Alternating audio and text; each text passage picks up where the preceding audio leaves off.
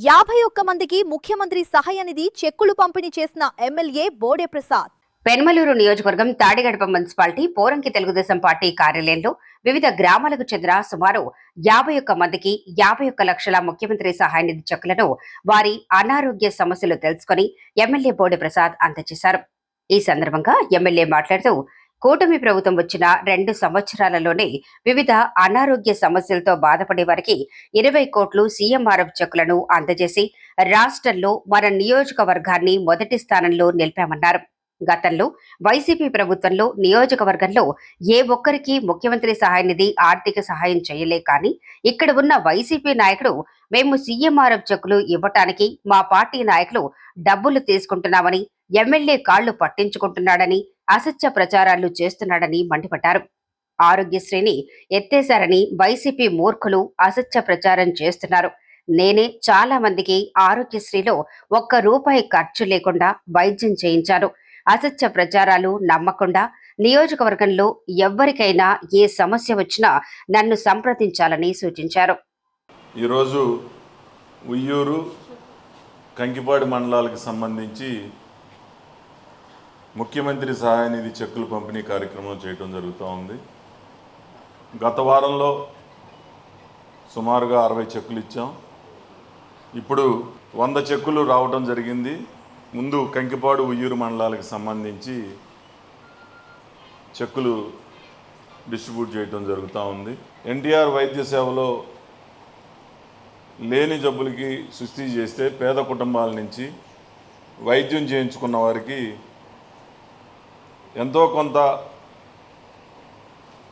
ఆర్థికంగా మీకు సహాయపడుతుందనే ఉద్దేశంతో చంద్రబాబు నాయుడు గారు ఈ ముఖ్యమంత్రి సహాయ నిధి పెద్ద ఎత్తున మీకు పంపిణీ కార్యక్రమం చేయడం జరుగుతూ ఉంది. మన నియోజకవర్గంలో ఇప్పటికీ 19 కోట్ల రూపాయలు పైగా చెక్కులు పంపిణీ చేయడం జరిగింది దాదాపు 2 సంవత్సరాల నుంచి. గతంలో వైఎస్ఆర్సీపీ ప్రభుత్వం ఉన్నప్పుడు ఏదైనా వాళ్ళ కార్యకర్తల్లో ఒకరిద్దరికైతే ఎమ్మెల్యే తీసుకెళ్ళి వాళ్ళకి సహాయం చేయటం జరిగింది తప్పితే ఎక్కడా కూడా సామాన్య ప్రజలకి సహాయం చేసిన సందర్భం లేదు.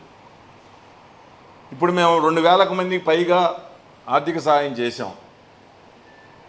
ఎవరిని కూడా మీరెవరో మీరేంటో కూడా తెలియదు, వచ్చి మాకు ఇబ్బంది ఉంది అని అంటే గ్రామంలో తెలిసిన వాళ్ళతో ఒక సంతకం పెట్టి చూడండి అని చెప్పేసి మనం ఎవరికైనా ఇచ్చేస్తూ ఉన్నాం. మరి మీరు సోషల్ మీడియాలో చూస్తున్నారో లేదో, ఇప్పుడున్న ప్రతిపక్ష నాయకుడు ఈ నియోజకవర్గంలో మీరేదో వచ్చి మా కాళ్ళు పట్టుకుంటున్నట్టు, మా ఆఫీసుల చుట్టూ తిరుగుతున్నట్టు, తెలుగుదేశం పార్టీ నాయకులు కాళ్ళ వేళ పడితే మీకు సీఎంఆర్ఎఫ్లు ఇస్తున్నట్టుగా వాళ్ళు చెప్తున్నారు. మీరు ఎవరి దగ్గరికైనా వెళ్ళి కాళ్ళు పట్టుకోవటం కానీ మా ఆఫీసుల చుట్టూ తిరగటం కానీ చేశారా? ఎవరికైనా ₹1 ఎవరికైనా ఇచ్చారా? చెప్పండి. నేను గట్టిగా అందరికీ కూడా చెప్తాను, ఎవరు కూడా ఎవరికి ₹1 అవసరంలో డైరెక్ట్గా మా ఆఫీస్కి వచ్చేస్తే మేము చేస్తున్నాం. వాళ్ళ ప్రచారం ఏంటంటే గ్రామాల్లో మా నాయకుల కంట మీరు డబ్బులు ఇచ్చి మీరు చెక్కులు తీసుకొచ్చుకుంటున్నారంట, మీరు అప్లై చేసుకుంటున్నారంట. ఈ విధమైన అబద్ధ ప్రచారాలు, ఎమ్మెల్యే కాళ్ళు పట్టుకుంటే కూడా ఇవ్వట్లేదు, రకరకాలుగా ప్రచారాలు చేస్తూ ఉంటారు. మీరు ఆర్థిక ఇబ్బందుల్లో ఉన్నారు, ఎవరి దగ్గర కూడా ఆర్థికంగా బలంగా ఉన్నా కానీ అప్పటికప్పుడు హాస్పిటల్లో ₹1,00,000 కట్టాలంటే ఎవరి దగ్గర డబ్బులు నిలవ ఉండవు. ఇళ్లలో ఏదో అప్పో సొప్పో తెలిసిన వాళ్ళు ఏదో తీసుకొచ్చి ఖర్చు పెట్టేసి నిదానంగా అప్పు తీర్చుకోవడం ఏదో ఒకటి చేస్తాం. దానికి మీకు ఎంతో కొంత ఆర్థికంగా అండగా ఉండాలనే ఉద్దేశంతో ఈ ముఖ్యమంత్రి సహాయ నిధి యొక్క కార్యక్రమం చేస్తూ ఉన్నాం. పైగా ఇంకొక అసత్య ప్రచారం ఏంటంటే ఆరోగ్యశ్రీని ఎత్తేసారు. నేను చాలామందికి ఆరోగ్యశ్రీలో ఉచితంగా ₹1 లేకుండా ఏదైనా ఇబ్బందులు వస్తే నన్ను సంప్రదించండి, ₹1 ఖర్చు లేకుండా హాస్పిటల్స్లో చేపిస్తాను, మీరు డైరెక్ట్గా వెళ్ళమాకండి అని కూడా చాలామందికి చెప్పాను, చేయిస్తున్నాం కూడా. వాళ్ళు ₹1 కూడా ఆర్థికంగా ముఖ్యమంత్రి సహాయ నిధి ఇవ్వకపోగా 5 సంవత్సరాలు ఇప్పుడు ఇస్తున్న వాళ్ళని బ్లేమ్ చేయటం, ఈ విధమైన పరిస్థితులు ఉన్నాయి. మీకు అందరికీ ఒకటే చెప్తా ఉన్నా, మనం ఈ రోజున లబ్ధి పొందుతూ ఉన్నాం. ఎంతో కొంత మొత్తం మీరు నష్టపోయిన మొత్తం కూడా ఆరోగ్యపరంగా ఎవరూ ఏం చేయలేరు. ఆర్థికంగా ఎంతో కొంత మీకు ఉపయోగపడాలనే ఉద్దేశంతో కొంత సహాయం చేస్తూ ఉన్నాం. 5 సంవత్సరాలు ఇప్పుడు చాలా రోడ్లు కూడా వేయిపోతూ ఉన్నాం. మీరు ఉయ్యూరు నుంచి వచ్చారు, చాలా రోడ్లు టెండర్లు పిలిచాం. 2-3 నెలల నుంచి యుద్ధం జరుగుతాం మూలాన తారు దొరకట్ల. అన్ని రోడ్లు టెండర్లు పిలుచున్నాం. తారు దొరకపోవడం వల్ల రోడ్లు ఆగినాయి. లేకపోతే ఈ పాటికి రోడ్లన్నీ కూడా పూర్తయ్యాయి. అంతకుముందు ఎంతో వేగంగా పనిచేసాం. ఆ యుద్ధ పరిస్థితులు కూడా త్వరలోనే తొలగిపోతాయి. ఈ రాబోయే 2-3 నెలల్లోపు మిగతా రోడ్లన్నీ కూడా ఎక్కడా గుంతలు లేకుండా రోడ్లన్నీ కూడా అభివృద్ధి చేస్తాం. వాళ్ళు చేయలేరు, చేసే వాళ్ళని బ్లేమ్ చేస్తారు. నేను మీ అందరినీ కూడా కోరుకునేది ఒకటే, ఈ నియోజకవర్గంలో పెద్ద ఎత్తున మెజార్టీని ఇచ్చి గెలిపించారు.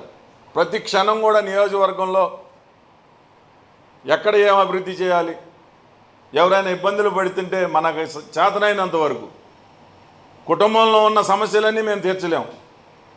మీరు మీ కుటుంబంలో ఉన్న సమస్యలన్నీ మీరు తీర్చలేరు. ఆ రోజు ఉన్న ఆర్థిక పరిస్థితిని బట్టి ఒక్కొక్క కష్టాన్ని దాటుకుంటూ కుటుంబాన్ని అభివృద్ధి చేసుకుంటూ ముందుకు వెళ్తూ ఉంటాం. అదేవిధంగా నియోజకవర్గం కానీ రాష్ట్రం కానీ ఈరోజున్న పరిస్థితుల్లో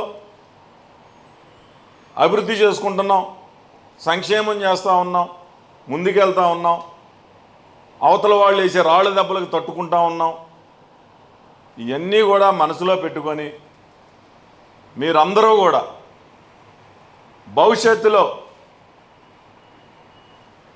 మంచి పరిపాలన అందించే నాయకులకి మీరు ఓట్లు వేయండి. ఈరోజు చంద్రబాబు నాయుడు గారు కూటమి ప్రభుత్వం మరి ఎంతో గొప్పగా అభివృద్ధి సంక్షేమం చేస్తూ ఉన్నాం. మాకు వీలైనంత వరకు ఎవరైనా పేదవారు వస్తే వాళ్ళకి సహాయం చేస్తూ ఉన్నాం. లేదు ఎవరైనా ఇబ్బందులు ఆరోగ్యంతో వస్తే ఇట్లా అంటే వెంటనే హాస్పిటల్స్తో మాట్లాడి రూపాయి ఖర్చు కాకుండా వైద్యం చేయిస్తున్నాం. రాష్ట్రంలో పరిశ్రమలు వస్తున్నాయి. సుమారుగా 15-16 లక్షల కోట్ల రూపాయలు పెట్టుబడులు వచ్చినాయి. పరిశ్రమలు మొదలవుతున్నాయి. హైదరాబాద్ మహానగరం అభివృద్ధి చెందిందంటే ఆ రోజున చంద్రబాబు నాయుడు గారు విత్తనం నాటారు. ఇవాళ అత్యధిక ఆదాయం గల రాష్ట్రంగా దేశంలోనే మొదటి స్థానంలో ఉంది. మళ్ళీ మన రాష్ట్రంలో కూడా పేదరికం తొలగి ప్రతి ఒక్కరికి అవకాశాలు వచ్చే సందర్భం త్వరలోనే వస్తుంది.